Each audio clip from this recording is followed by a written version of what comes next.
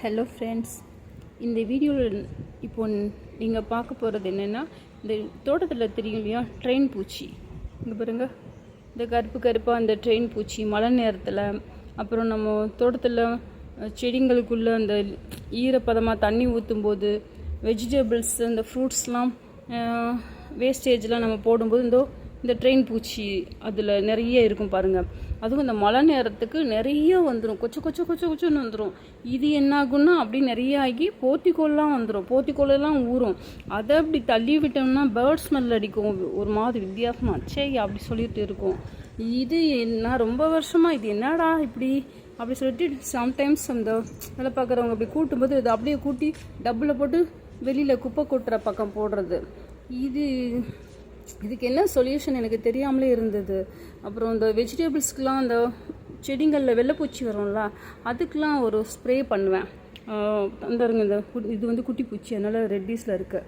அதுக்கு தமிழ் மருந்து கடை உரக்கடையில் ஒரு ஸ்ப்ரே மருந்து வாங்கி வச்சு அதுதான் அடிப்பேன். அதுக்குமே இது அவ்வளோவா சாகாது.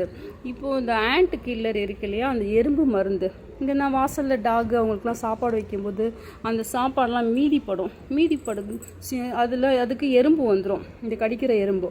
அதுக்காக நான் இந்த ஆண்ட் கில்லர் வாங்கி வச்சுப்பேன். மரத்து தூர்லேயும் இந்த மழை நேரத்தில் அந்த தோட்டத்து பக்கமும் அந்த கடிக்கிற எறும்பு இருக்கும். அதுக்கு போடுறதுக்கு எப்பயுமே நான் ½ kg ஒரு 2 kgs வாங்கி வச்சுப்பேன்.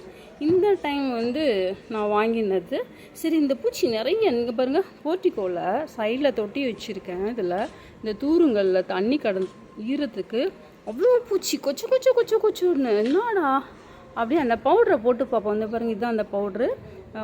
இந்த உரக்கடை இருக்கு இல்லையா, மருந்து கடை, உரம்லாம் விவசாயத்துக்கு கொடுப்பாங்க, அங்கே போய் வாங்கினேன். இந்த மருந்தை போட்டு பார்ப்போம். இது இந்த எறும்பு ஆன்டி கில்லருக்கு தான் போடுவேன். இது இந்த டைம் இந்த பேக்கெட் கொடுத்துருந்தாங்க, வித்தியாசமாக இருந்தது. ஆனால் நான் இதை பேக்கெட் ஃபோட்டோஸ்லாம் பார்க்கல. ஆஸ் யூஷுவலாக எப்பயும் போல் போட்டுட்டு எடுத்துகிட்டு இதை போட்டு பார்ப்போம். போட்டேன், எல்லா பூச்சியும் ஒன்றும் இல்லாமல் இறந்து போயிடுச்சு. பாருங்களேன், இந்த ஒயிட்டாக இருக்கிறது இந்த பவுட்ரு தான். மறுநாள் பார்க்குறேன் ஒரு பூச்சி கிடையாது. நீங்கள் ட்ரை பண்ணி பாருங்கள். பிடிச்சிருந்தா இதை யூஸ் பண்ணுங்கள், லைக் பண்ணுங்கள், ஷேர் பண்ணுங்கள்.